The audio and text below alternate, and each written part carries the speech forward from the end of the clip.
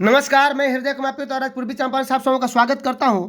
और आज की वीडियो में देखेंगे हम कि बीपीएससी से जो बहाल बिहार राज्य विद्यालय अध्यापक है उनके नियुक्ति स्थानांतरण और अनुशासनिक कार्रवाई से संबंधित ये एक नियमावली आया हुआ है। बिहार सरकार के द्वारा जारी किया गया है, शिक्षा विभाग के द्वारा अधिसूचना जारी की गई है।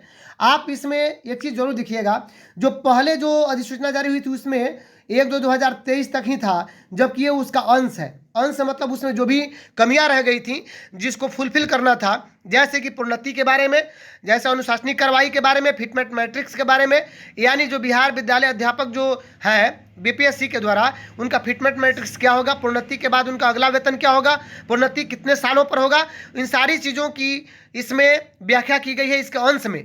और मैं आपको बताऊंगा कि पुराना जो नियमावली है और इसमें क्या अंतर रखा गया है, तो इस सारी बातों को मैं बताऊंगा। मैं पहले ही बता देना चाहता हूं कि बीपीएससी में जो पहले जो अटेम्प्ट था वह मात्र 3 था, जिसको बढ़ा करके अब 5 कर दिया गया है। यानी 5 बार कोई भी व्यक्ति, कोई भी अभ्यर्थी जो बीपीएससी की परीक्षा देना चाहता है, विद्यालय अध्यापक बनना चाहता है, वह परीक्षा दे करके कम से कम 5 बार जरूर परीक्षा देंगे और विद्यालय अध्यापक बन सकते हैं। तो अगर आप मेरे चैनल पर नए हैं तो प्लीज़ मेरे चैनल को सब्सक्राइब जरूर कीजिए, ताकि न्यू अपडेट आपको मिलता रहे। और इस वीडियो में बहुत सारी बातें बताऊंगा, तो अगर आप मुझे फेसबुक पर देख रहे हैं वहाँ पे मुझे फॉलो कीजिए और मेरे चैनल को सब्सक्राइब जरूर कीजिए। चलिए आइए देखते हैं सबसे पहले कि क्या अंतर है और क्या क्या संशोधन इसमें किया गया है। मैं आपको सबसे पहले बता दूं कि संशोधन की जहाँ तक की बात है कि देखिए यहाँ पे एक चीज़ लिखा गया है 2 नंबर में कि बिहार राज्य विद्यालय अध्यापक नियुक्ति स्थानांतरण अनुशासनिक कार्रवाई एवं सेवा शर्त नियमावली 2023 के नियम 2 के उप नियम 20, यानी जो नियम पुराना जो है उसके उप नियम 20 में प्रधान शिक्षक का विलोपन कर दिया गया है। यानी अब देखिए किससे विलोपित किया गया है। अब यहाँ पे ध्यान दीजिएगा कि बिहार राज्य विद्यालय अध्यापक नियुक्ति अनुशासनिक कार्रवाई एवं सेवा शर्त नियमावली 2023 के नियम 2 के उप नियम 20 को प्रधान शिक्षक को विलोपित किया जाता है। तो ये इंपॉर्टेंट बात है। दूसरी चीज़ है, मैं उसको दिखाऊंगा कि वो कहाँ पे है। दूसरी बात एक और चीज़ है कि नियम 7 जो पुराना जो नियम है 7 के उप नियम 6 को प्रतिस्थापन करते हुए क्या किया गया है कि जिसमें कहा गया था कि 3 बार ही कोई परीक्षा में भाग लेगा, तो उसको अब यहाँ पे बताया जा रहा है कि बीपीएससी से अब कोई 5 बार भाग लेगा, बीपीएससी की परीक्षा 5 बार दे सकता है। और इन सारी बातों की जानकारी हम आगे इस वीडियो में देख सकते हैं। देखिए मैं आपको वो नियम बताना चाहता हूँ जो पुराना नियम था, जो अभी कह रहा है कि प्रधान शिक्षक, देखिए पुराना यही था कि यही 2 के 20 था कि बिहार राजकीय प्राथमिक विद्यालय प्रधान शिक्षक नियुक्ति स्थानांतरण अनुशासनिक कार्रवाई एवं सेवा शर्त नियमावली 2021 के अंतर्गत नियुक्त होने वाले प्रधान शिक्षक, जबकि अब ये इसलिए विलोपित कर दिया गया है क्योंकि प्रधान शिक्षक और प्रधानाध्यापक के लिए अलग से अधिसूचना जारी कर दी गई है। एक और चीज़ मैं बताऊंगा। चलिए एक और चीज़ बात हो रहा था कि नियम 7 क्या था पुराने नियम में। नियम 7 में था आपको 7 का 6 हम देखते हैं।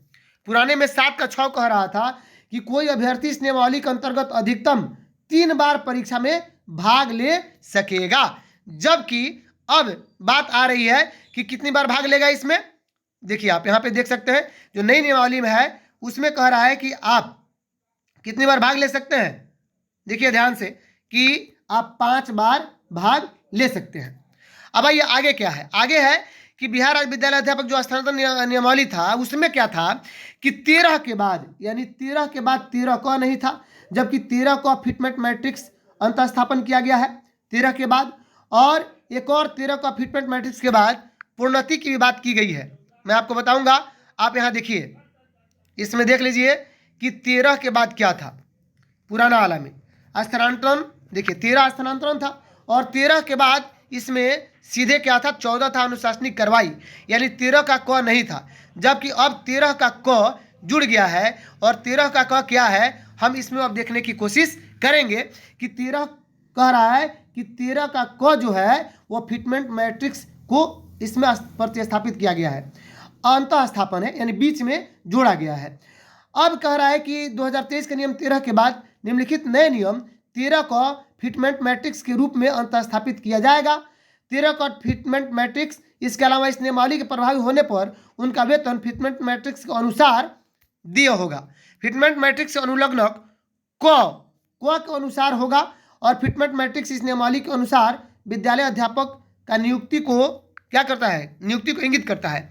मैं एक और चीज़ बताना चाहूँगा कि फिटमेंट मैट्रिक्स जो बिहार विद्यालय अध्यापक है उनका और विशिष्ट शिक्षक का दोनों सेम है, कहीं से कोई अंतर नहीं है। और आप देख सकते हैं, देखिए अब यहाँ पे मैं आपको बताना चाहूँगा, ध्यान दीजिएगा कि अब 13 अब यहाँ पे देखिए नियम 6 क्या है, फिटमेट मैट्रिक्स पर भी हम चर्चा करेंगे। नियम 5 जो है इसमें जो अभी कह रहा है नई नियमावली में कि 13 क के बाद एक 13 ख भी होगा, और 13 ख क्या होगा, वही 13 ख ये है प्रोन्नति। प्रोन्नति सबको कहा गया है कि 1 से 5 के जो विद्यालय अध्यापक है वो 8 वर्षों के बाद अगर रिक्ति उपलब्ध रहेगी तब 6 से 8 तक के विद्यालय अध्यापक होंगे। ठीक उसी प्रकार 6 से 8 वाले 6 से 8 तक के वरीय विद्यालय अध्यापक होंगे, यानी जो वरीय विशिष्ट शिक्षक था वहीं वरीय विद्यालय अध्यापक यहाँ लिखा गया है। वहीं वरीय विद्यालय अध्यापक यहाँ पे 9, 10 और 10+2 यहाँ पे देख लीजिए वही चीज लिखा गया है।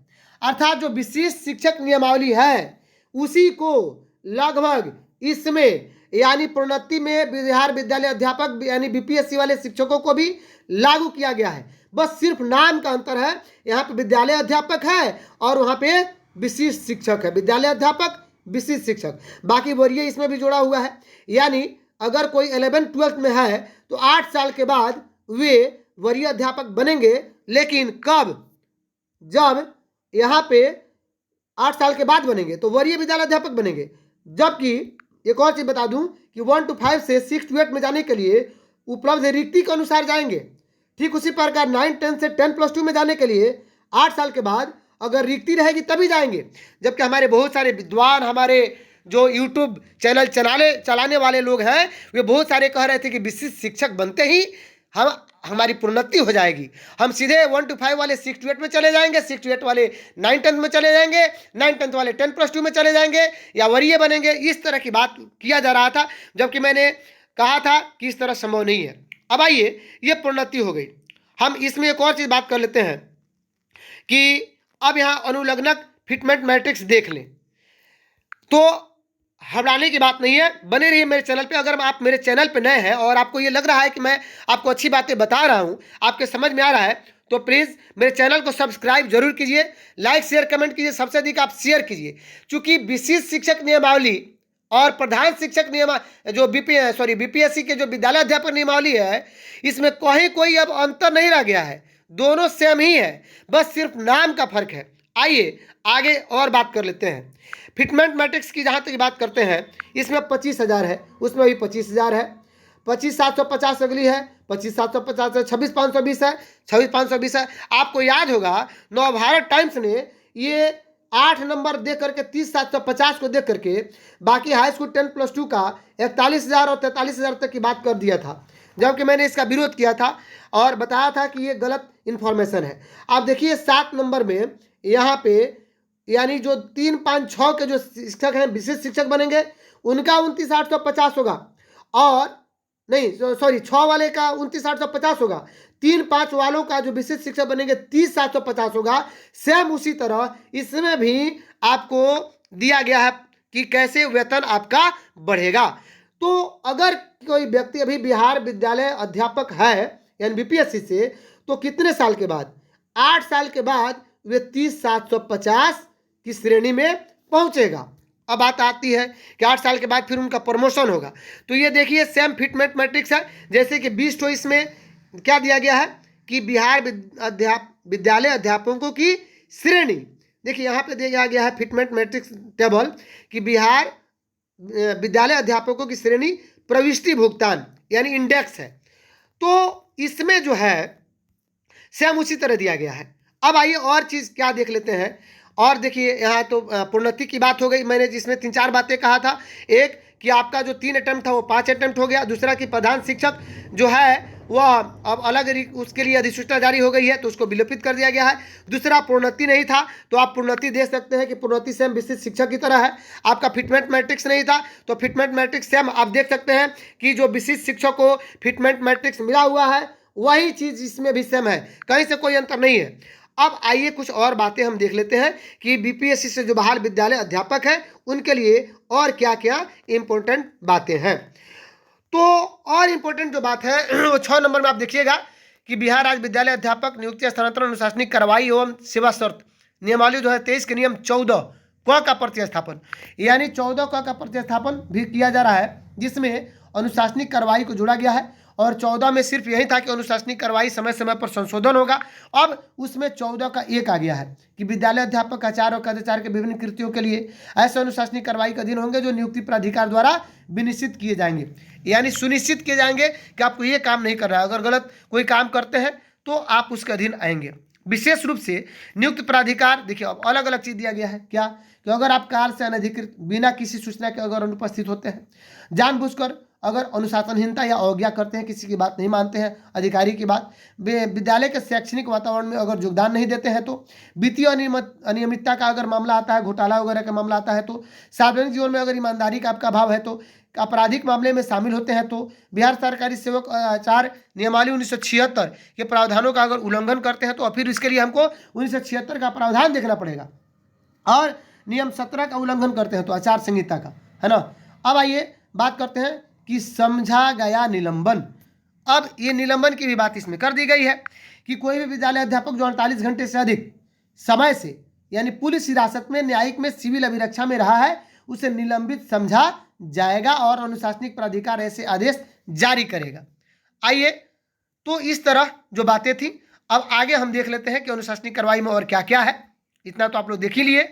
अब आइए कि उनका जो आगे है कि बृहत दंड, लघु दंड क्या क्या होगा।